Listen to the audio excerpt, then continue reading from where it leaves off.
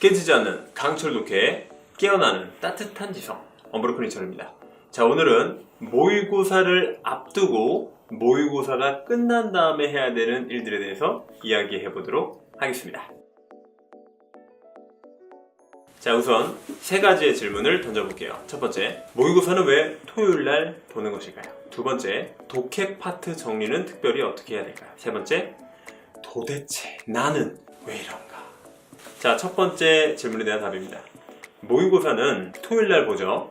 그리고 해설 강의랑 해설지가 김영 홈페이지에 밤 10시에 올라옵니다. 따라서 피드백을 할 수 있다면 그 토요일날 밤까지 할 수가 있고요. 늦게 되면은 다음날 일요일 점심이나 저녁까지는 할 수가 있어야 됩니다. 그래야만 다음 주 월요일날 있을 정수업에 끊김없이 계속 연속된 학습을 할 수가 있겠죠. 그래서 모의고사를 일요일도 아닌 토요일날 보는 것입니다. 즉 피드백을 일요일까지 마치고 정상 수업을 월요일날 쭉 진행할 수 있게 말이죠. 그런데 친구들한테 물어봐요. 월요일날 모의고사 잘 봤어? 몇 점 맞았어? 이번에 어려웠지? 그럼 그 친구들이 뭐라고 합니까? 잘 모르겠는데요. 점수를 모르는데, 자기 점수를. 그럼 토요일날 확인 안 해봤고 일요일날도 확인 안 해봤고 월요일날도 확인 안 해본 거잖아. 모의고사를 봤는데도 불구하고 굉장히 불성실한 태도입니다. 반면에 굉장히 현명하게 대답하는 친구도 있어요. 어휘는 찍어서 좀 맞췄어요. 그런데 독해는 반타작했어요. 이렇게 얘기를 했어요. 그래서 어휘는 7.5점이고요. 문법은 12.5점이고 논리는 5점이고 독해는 20점이었습니다. 너무 아름다운 대답 아니니? 저는 그 친구가 지금은 50점 미치지만 분명히 빠른 시일 안에 높은 점수를 받을 수 있을 거라고 확신합니다. 왜냐하면 그 친구는 모의고사를 왜 보는지를 정확하게 알고 있는 친구예요. 모의고사 왜 볼까요? 일단 그 모의고사를 통해서 열심히 자기가 공부하고 있는지를 재확인하는 거죠. 근데 두 번째가 더 중요합니다. 다음 달에 있을 학습에 대한 전략을 수립하는 과정이 필요한 거죠. 그걸 모의고사에서 우리가 찾아볼 수 있는 겁니다. 자신의 취약한 부분에 집중해서 전략을 세울 수 있게 말이죠. 중요한 건 취약한 부분입니다. 잘하는 걸 잘하게 만드는 게 시험이 아니에요. 취약한 부분을 빨리 파악해서 다시 끌어올리는 것, 그게 바로 시험의 정의입니다. 이 말을 꼭 기억하세요. 사슬의 장력은 약한 고리에서 결정된다. 무슨 말이냐면, 즉 목걸이라고 하는 사슬, 즉 체인을 한번 생각해 보세요. 거기에 10개의 고리로 이렇게 쭉쭉 연결이 된 거야, 목걸이가. 근데 그 중에서 하나만 좀 빈약하고 하나만 힘이 없어. 그렇다면 그 목걸이가 펜텐트를 달았을 때 연결될 수 있겠니? 뚝 떨어지지. 다른 고리는 굉장히 강해도 그 한 녀석만 아주 약해서 툭 떨어지게 돼. 그렇다면 그 목걸이는 사용될 수 없는 거예요. 시험도 마찬가지입니다. 약한 부분을 그냥 두면 절대 안 돼요. 높은 점수를 맞을 수가 없답니다. 따라서 모의고사를 보고 취약한 부분을 파악하고 더 집중해서 공부할 수 있는 것. 그것이 모의고사를 보는 궁극적인 이유가 되겠죠. 자, 두 번째는 독해 파트를 어떻게 정리할까요? 자, 독해 파트는 시험을 다 봤죠? 그러면 너희들이한테 물어볼게. 시험 끝나고 한글 해석을 딱 보게 되면은 그게 생각했던 지문이랑 똑같이 일치하니?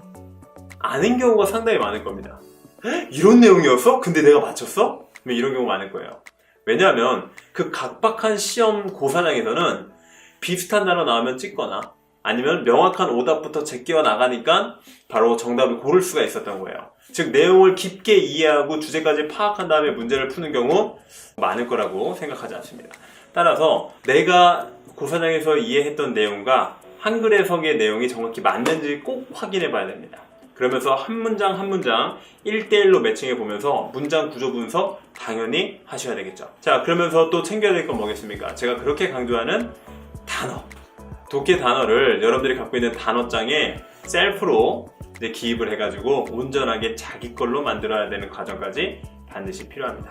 그렇게 하지 않으면 다음 달이나 다다음 달에 또 비슷한 소재에서 단어가 나왔을 때 안타깝게도 놓치게 돼요. 그래서 우리는 실수는 딱 한 번만 한다. 따라서 단어 잘 정리해주고 암기까지 해야 됩니다.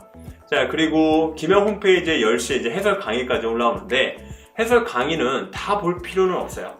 여러분들이 1차적으로 피드백을 한 다음에 나 이 문제가 오답의 근거가 뭔지 잘 모르겠어. 정답이 어떻게 도출되는지 좀 잘 모르겠어. 하는 거 위주로 마디 점프를 해서 해설 강의를 봐주세요. 그렇게 현명하게 시간을 절약하면서 강의를 봐주시면 되겠습니다. 그렇게 보면은 최종적으로 시간이 3시간에서 많게는 5시간까지 걸릴 수도 있어요. 시간 지금은 좀 많이 걸릴 수 있어요.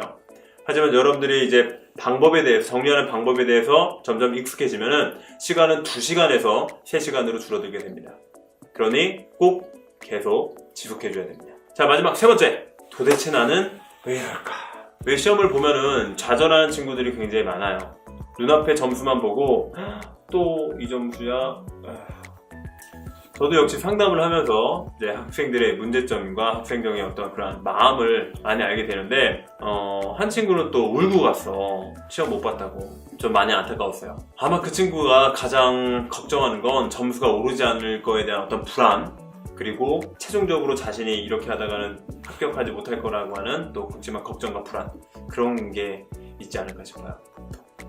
마치 고등학교 3학년 때 수능을 준비하면서 3월달 모의고사를 좀 낮게 받으면은 엄청 스트레스 많이 받을 것 같아. 와, 고등학교 1학년, 2학년도 끝났고 이제 3학년인데 조금 있으면 여름이고 가을이고 이제 시간도 없겠다. 이거 다 합격할 수 있을까? 아마 그렇게 굉장히 초조하고 불안하겠죠. 그런데 수능과 다른 점이 하나 있습니다. 뭘까요? 준비해야 되는 과목 수가 확실히 적어요. 영어 1과목 혹은 수학까지 한다면은 2과목. 그렇기 때문에 고3이랑은 확실히 다릅니다. 우리는 약점 파악하고 전략만 제대로 수입하면은 4월, 5월, 6월, 7월, 8월, 9월, 10월, 11월, 12월이 절대 적은 기간이 아닙니다. 충분히 상위권, 최상위권으로 점수 맞출 수 있어요. 확실합니다. 그러니까 너무 걱정하지 마세요, 여러분. 부정적인 감정에 소모하지 말고 부정적인 그러한 마음에 시간 빼앗기지 말고 어떻게 하면 전략을 세울지 그렇게 긍정적으로 돌아섭시다. 자, 마지막 이 얘기를 하고 마치도록 할게요. 콩나물을 기른다고 한번 생각을 해보자. 그래서 4가지 영역의 콩나물이 있는데 딱 보니까 어느 하나가 특히 잘 자라지 않았어. 그럼 이제 이쪽 부분에 있는 콩나물에 물을 좀 더 줘야 되겠다. 내가 시간을 좀 더 투자해서 얘를 좀 더 보살펴야 되겠다. 그럼 이제 다음에 그 콩나물이 좀 자라 있을 거야. 그러면 이 콩나물은 좀 덜 자랐네. 이번에는 이 친구한테 조금 더 애정과 관심과 물을 더 줘야지. 그럼 이제 이 콩나물도 좀 더 자라 있을 거야. 마찬가지로 계속 반복하는 겁니다. 좀 더 키우고, 좀 더 키우고, 좀 더 키우고, 전체적인 점수 향상. 이게 우리가 해야 되는 일이에요. 그럼 우리가 모의고사, 한 달에 한 번 보는 모의고사 말고 각 종합반 군원에서는 위클리 테스트라고 해서 주마다 보거나 바이위클리라고 해서 2주에 한 번씩 봅니다. 그렇다면은 마지막 최종 고사장 가기 전까지 적으면은 한 40번, 많으면 50번의 실전과 같은 시험 경험을 할 수 있게 돼요. 시험 하나당 1cm만 자라는 그러한 성적 향상만 있다면 충분히 점수 향상 오를 수 있어. 중요한 건 뭐라고? 빨리 약점 파악해서 전략 수립하는 거예요.